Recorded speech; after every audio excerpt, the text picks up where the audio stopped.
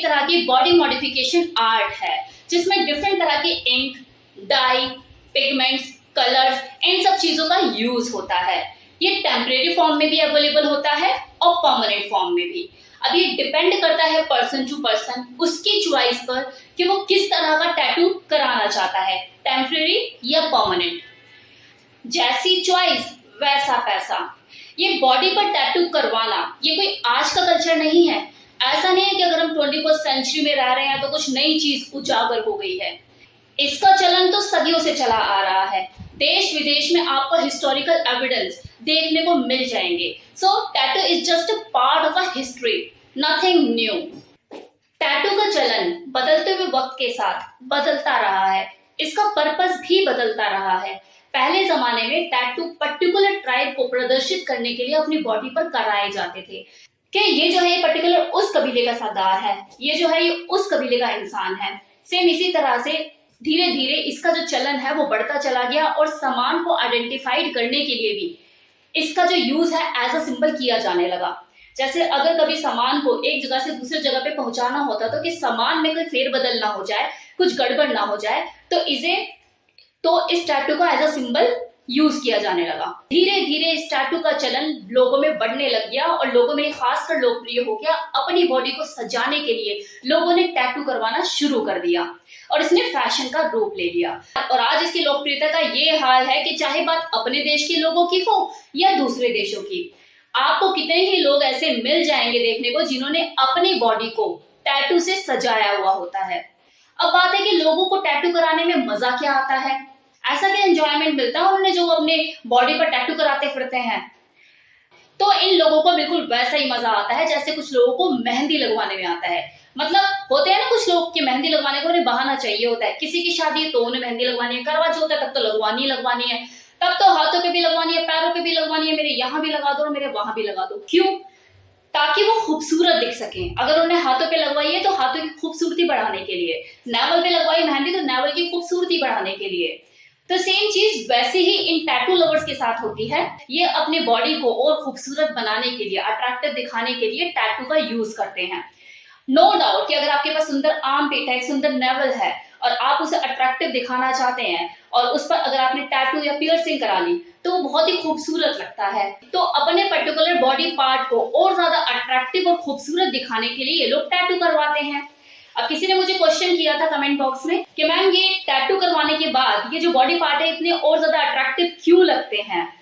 तो जवाब दे रही हूँ आपके सवाल का, ध्यान दीजिएगा कि किसी भी बॉडी पार्ट को जो कि ऑलरेडी ब्यूटीफुल है, अगर आप उसे हाईलाइट कर देंगे, फिर चाहे आप पियर्सिंग से करें चाहे आप टैटू करवा कर करें, वो अट्रैक्टिव लगेगा ही लगेगा, वो और ज्यादा उभर कर सामने आएगा और ब्यूटीफुल लगेगा। ये ना केवल उसकी खूबसूरती बढ़ाता है उस बॉडी पार्ट की, बल्कि ये दूसरों की अटेंशन खींचने का भी एक जरिया होता है। फॉर एग्जाम्पल, अगर आपके काले बाल हैं, आप उनको जरा हाईलाइट करा लो, आप खुद को ही शीशे में देख देख कर पागल हो जाओगे, पगलाए रहोगे जब तक आप खुद पुराने नहीं हो जाते। तो इतना मैजिक होता है इन चीजों में। तो यही वो रीजन है कि जब भी आप अपने किसी पर्टिकुलर बॉडी पार्ट को हाईलाइट करवाते हैं, चाहे आप वो पियर्सिंग से करवाएं या फिर टैटू बनवा कर करवाएं, वो लोगों का ध्यान खींचेगा ही खींचेगा, वो अट्रैक्टिव और ब्यूटीफुल लगेगा ही लगेगा। तो उस बॉडी पार्ट के साथ आपका क्या, आपके लवर का भी खेलने का भी मन करेगा, उसे बार बार निहारने का, देखने का भी मन करेगा।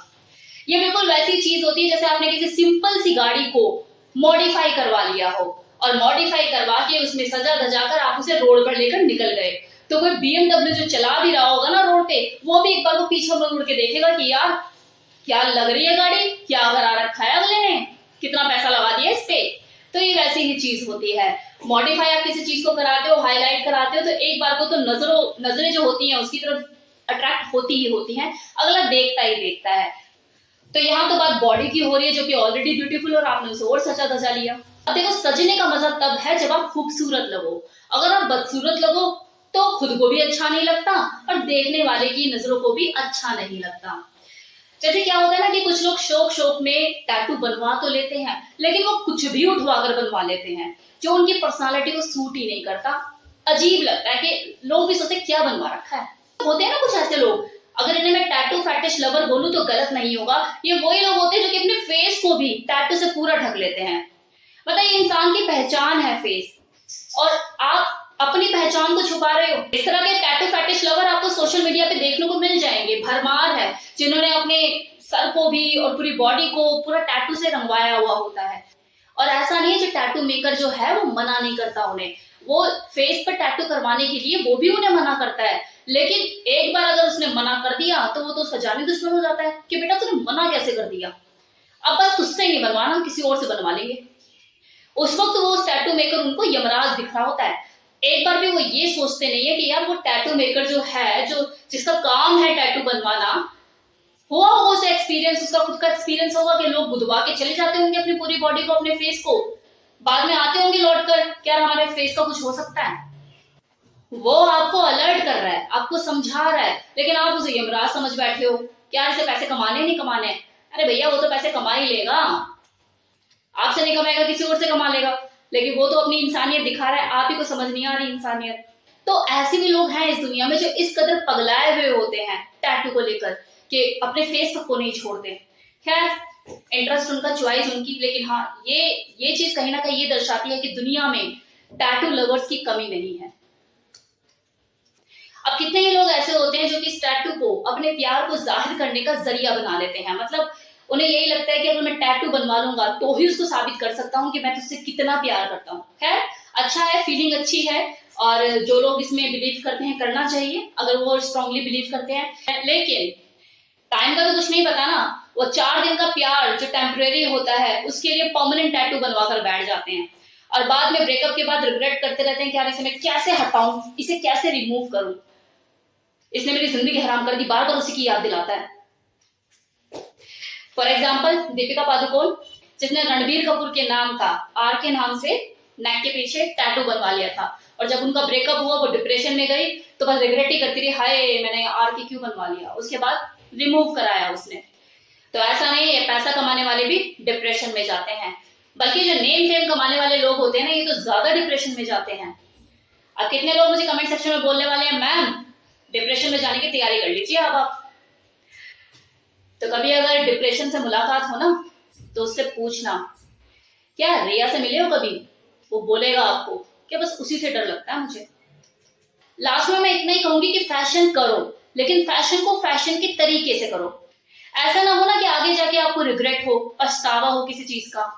क्योंकि देखो, गाड़ी अगर आप मॉडिफाई कराते हो, अच्छी लगती है अपने पास रखते हो, नहीं अच्छी लगती बेच देते हो, अगला संभालेगा। लेकिन ये जो बॉडी है, ये जो शरीर है, ये आपका अपना है। अगर ये बदसूरत हो गया, कहां ले जाके फेंकोगे इसे, ये तो वैल्यूएबल है ना।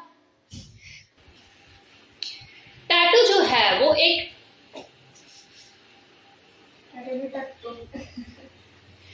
टैटू जो है वो एक बॉडी मॉडिफिकेशन आर्ट है। मुझे गर्मी बहुत लग रही है, हल्का सा फैन चलाया मैंने, लेकिन तब भी पसीने कैसे आ रहे हैं देखा। टैटू जो है वो एक बॉडी मॉडिफिकेशन आर्ट है। टैटू जो है वो एक तरह की बॉडी मॉडिफिकेशन, बाल ऊपर के जंगल सा बना हुआ है मेरा। बाहर से आवाज आई थी ना? नहीं तो टैटू जो है वो एक टैटू जो है वो एक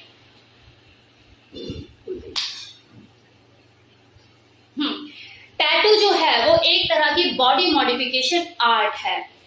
इस टैटू जो है वो एक तरह टैटू जो है वो एक तरह की टैटू जो है वो एक तरह की बॉडी मॉडिफिकेशन आर्ट है, जिसमें डिफरेंट तरह के डाई, इनकम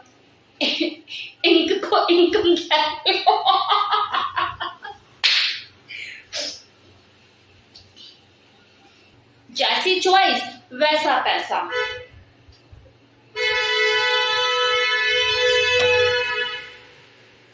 जिसने प्यार में, for example Deepika Padukone, depression की मरीज,